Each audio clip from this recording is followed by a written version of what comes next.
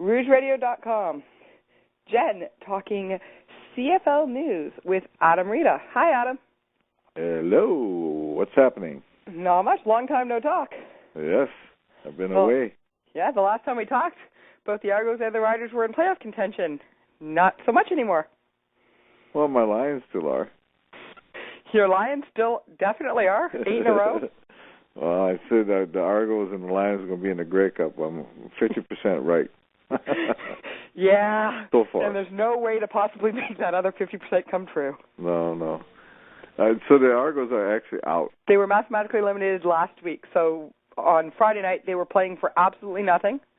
Yep. And I think the Stamps found out the hard way that a team who has nothing to lose is a very dangerous opponent. Yeah, well, they lost to them early in the year. I think that the Argonauts match up really well with them. You know, for whatever reason, Henry has a hard time against our defense style, and we got a lot of guys on offense that want to prove themselves. I thought we had a great game plan, or the Argos had a great game plan going with two backs. Probably the two most effective players on offense. Considering the fact that the other guy didn't play much and he still was a leading scorer on the team for touchdowns. So, it was good for them to get him back. I think that he has earned his spot on the team as far as making some things happen on offense, and I hope that they continue to use him. We continue to go with five, or the Argos continue to go with 5 receivers, and maybe 4 might be good enough, and keep those 2 good running backs in the backfield and disperse them once in a while. I thought they did that really well the other night, and they were a pleasure to watch, really. Yep, and the Chad Owens 3K count is down to, I think, 123 yards is all that's needed for him to get back-to-back 3,000 all-purpose yard seasons, and he'd be the first player in pro football history to do it. So there are some bright spots for Argo fans. Well, I hope that when they kick off to him, he'll catch it deep in the end zone and run it all the way out for a touchdown. Or if they miss a field goal. I'm sure there are some Eskimo fans who are very much hoping that doesn't happen. Yeah, I'm not really caring about the Eskimo fans right now. Oh, am I supposed to be non-biased on this? No, it's okay. It's interesting. The Stamps had the flu. Most of the team had the flu. Yeah. They looked like they had the flu in the first half, but obviously got some kind of miracle cure going into the second half, or the Argos had one of their patented second half collapses. Which one? Well, I think it's a combination. I think that Calgary made the adjustments they need to make, and we came out a little bit flat for some reason. I didn't think we did the same things we did in the first half that was successful enough. Now, I could be wrong because I didn't watch the game tape. I just watched the game live, and just from the top, just thinking out loud here, I think that it's always a combination of both. It's never that one side collapses. It's more like, okay, we need to go to these plays, and if they're going to stay in that coverage, then we'll have a chance. So that's probably what happened, and then. I think that when you go into a halftime with that big a lead and you're not that good a team yet, it shows in the second half when you let them back in again. Until you're a good team where you can step on their necks, that's when they'll know when they can finish a game. But the CFL game is so long, with those last 3 minutes of each half, they're like having a fifth quarter. So, there's a lot of things that can happen to you in those short time. It did. So should Stamps fans be worried? I mean, their chances of hosting a playoff game are slim. Well, they've had that kind of year. So, hopefully, I'm pretty sure that Coach Huffnagel wanted to kind of roll into the playoffs instead of limping into the playoffs. And the one thing I think they have a lot of faith in their backup quarterback. Tate is looks like an awesome leader, a take command kind of guy, very well respected by his peers. So, that's where the problems they're going to have right now is who's their starting quarterback. Yeah, quarterback controversies aren't generally good for a team. So let's hope they get I don't this wish sorted that out. on anybody, let alone the guys that are involved in it, but that's just the way it is sometimes, It is. There was also that kick for $1 million thing. Again, a dud. Yeah, I think what they're doing is they're screening out all the good kickers. It's interesting. Since that first year, there hasn't been anyone who's managed to make even a couple. I don't think there's anybody been that guy's age either. No, that's true.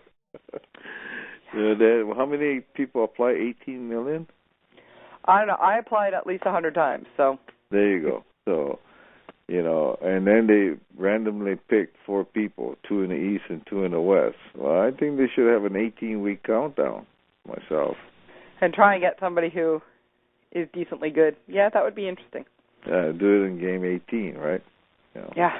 Well, he got $31,000 because he managed to have his kick from the 50-yard line go for 31 yards. He get $1,000 a yard. So he did make out decently on the day, but it's nothing like that million or the truck or any of the other prizes he could have won. If you make 25,000, 31 looking pretty good. Exactly. It's not chump change, but it's not quite the million either. No. But, for a guy that's showing up, you just kick it as far as you can in the air, and if it lands, you got nothing to lose. Exactly. I thought he'd win the one at the 20-yard line because he had made that before. Yeah, usually the contestant makes at least that, but not this year. Yeah, I think you should have real kickers competing. I agree. I think not professionals, but guys that actually have kicked the ball from college or even in soccer, right? So the guys come out there and they have a huge 17-week play down, and then week 18 you find out who the winner is. That'd be much more fun. It would be. So if anyone at TSN or Wendy's is listening, let's try that next year. There you go. The Saturday night game. We're expecting a great battle between the Eskimos and the Bombers. Swaggerville seems to have lost some of its swagger. Well, I think sometimes you got to be careful when you name yourself. Because they pay the other guys too. Edmonton's got a great defensive coordinator, Rich Stubler, and they have the pieces in place. They got an end that can put a lot of pressure. Well, 2 ends that can put a lot of pressure on you, and they can push the pocket inside. Their secondary really didn't get tested as much as they should have. I thought that Buck was under duress most of the night, as was Edmonton's quarterback. Ricky Ray. Yeah, Ricky Ray. But, Ricky just made the one first drive, and really that's kind of what they needed. And then they hung on after that and made enough plays along the way to win that game. But you're not going to win a championship unless you got a great defense. And I think that Edmonton and Winnipeg and teams like that, BC, they have great defenses, so they have a chance to win. And then, you don't count Hamilton out. So, the rest of the league have been inconsistent on defense. So, that's the way things fall. And then all those teams have good kickers. So, field position is, they can kick for field position. Yeah, Damon Duvall had an uncharacteristically off night on Saturday, only 1 for 3 on field goals. So, but he was 3 for 2 on his extra point. So it's not the end of the world. And he made the one that counted in the fourth quarter. So it's nice to see, but... Well, he better not miss too many more because they'll find somebody that can make them all. Exactly. And there's kickers out there, We have to go out and find out a kicker, and 3 of them are playing in the league now. I wish they were still with Argos, but they have Pre. But Medlock is a great kicker. He is, and he kept the Ticats in that game. Speaking of which, the first Sunday game, Hamilton at Montreal, looked like it was going to be a blowout for quite a long time. It looked like Montreal had the game firmly in hand. If you turned away in the third quarter, you would be very surprised by the 27-25 final score. Initially, I think the first drive, there was a turnover by Montreal, and Hamilton went down, and I think they kicked a field goal. They kicked a field goal. Yeah. Yep. You know, and I think that if Montreal is going to give you a turnover, you better score 7 because they don't turn the ball over very much, you know. In fact, I wouldn't be surprised if they're leading the league in plus-minus. So, you know, and Montreal and Hamilton, for some reason, Hamilton has their number a little bit, you know. They always make the game close or they beat them. You know, in the last couple of years, Hamilton has been a pain in the neck for Montreal. But Montreal's got seasoned veterans. They're an old team. They shouldn't lose too many. But they better win the Grey Cup this year because they're going to start running out of young. The old people might be all retired. Yeah, now that Calvillo's got his record, the question is he going to stay for another one? And I think that might have a lot to do with whether or not they win a championship this year. Well, you can bet your backside that Calvillo will be back. I mean, you know, there's a saying about good football players, you know, you play until they don't want you anymore. Because, you know, if you quit too soon, you know, that's not good, so you might as well make somebody fire you. It's true. And, again, a characteristically Calvillo outing, 27 for 39 for 341 yards and 2 touchdowns. If that's what getting old is like, sign me up. No kidding, eh? I mean, after a bout with cancer and all the different things that happened with him, you know, the guy ought to have a freaking Purple Heart or something. He needs some big award, you know, for resilience. Oh, he definitely does. Kevin Glenn, not a bad outing either. He was 16 for 24 for 201 yards, 2 interceptions, replaced by Quentin Porter, who was 11 for 18 for 103 yards and 1 touchdown. The 16 points in the fourth quarter is what really, you know, brought Hamilton back into this game. Yep. And it's uncharacteristic for Montreal's defense to allow 16 points in any quarter, let alone the fourth. Yeah. Well, it was I think it was too little, too late for Hamilton. They ran out of time at the end of the game. As far as I think they needed 9 points or 8 points. They had to go for 2. Yeah. Yeah. So, you know, it was now a 2-possession game, and then I think they went for the onside and didn't get it. But I don't know. There's so many games I watched this week, and I'm getting confused. Oh, that's exactly it. Yeah, but I think that, you know, I think there's a problem when you don't know who your quarterback is, you know, and Hamilton is going through that right now, and I don't wish that upon anybody, let alone the 2 guys that are competing for the same job, you know, because everybody's going to have a bad day at the office, you know. It's just a matter of how many bad days you're allowed, you know. And sometimes it's not the quarterback's fault at all, you know. That's what I thought in Cleo Lemon's defense, you know. He had a lot of balls dropped in second down situations. He put it on the money, and they dropped it. As far as I'm concerned, he did his job. Now, on the other end of the ball, we either get better guys, or the guys that are there need not to be surprised that the ball's there. They need to catch it, you know. So, you know, you got to be careful that how you handle the quarterback situation. You know, it's not that easy to put the other guy in. You know, it's like Dalton Bell. He goes into a game, plays almost the whole game, and he hasn't taken a practice rep. You know, and when you step in there as a backup guy, you know, it'd really be nice if you had some reps during practice so you kind of know what's going on.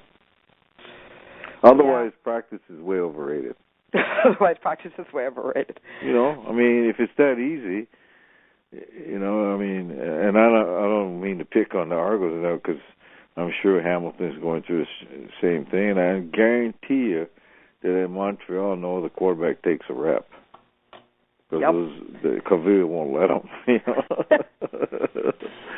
but you have to prepare the guys. You know, I mean, it's not fair. You know, it's not. I'm getting off my soapbox now. You know, the way that's okay. We like giving you a soapbox. It's the final game. You can talk about your Lions. 8 in a row. Wow. Oh, roar your Lions, roar. I knew they had a good football team. He's starting. It's just a matter how well Luley would play. So he's being fairly consistent now. Makes the big plays. So they have a good kicking game. They have a great defense now. They're playing really well. So they're well on their way. Chris Milo is a very, very good kicker. He can't be your only offense. Well, you really can't have him be your only offense. It's not a good thing to only score field goals. Yeah, but if you're going through, if you're trading field goals, it's not bad to have a good kicker and you have the last try at a field goal to win the game. That's definitely true. I know that I remember at Boise State with a Canadian quarterback named Eric Guthrie, and he was also our kicker, and we thought for sure that he had on purposely not thrown touchdown passes so that he could set an NC2 record in field goals in a game, and which he did 5. We won the game, but man, we were the highest scoring offense in the nation, and we scored 15 points to win. Come on. The Riders' offensive touchdown drought is now at 265 minutes and 15 seconds. Wow. That's an awful lot of football. Yeah, well, it's trivia. It is, but that's an awful long time to go without. Yeah, I can imagine what Brendan and Tam and the GM and Ken Miller and all those Steve Barra, all those guys are just shaking their head going, what the heck's going on? If the Riders missed the playoffs for the first time since 2001, they are now. Yeah, well, they missed many more before that too. So, they had a good run there. Now it's their turn to rebuild and reload, and some other team will come back up. And it's a vicious circle, the law of the jungle. You can't be at the top all the time. No, you can't. Speaking of kickers, Paul McCallum set a record last week, continues with great form this week. 5 for 5 for field goals, 2 for 2 extra points, so 17 points on the back of their kicker. The difference is those 2 extra points came up after 6 points, and that ended up being the difference in the game. I was talking to Damon the other day. He was going up to Montreal to be present when Calvillo breaks his record. And I told him, I said, you know what? If I ever come back as a coach, I'm bringing Louis Pasaglia and you back so that you can reestablish your record. Your record. And what did he say to that?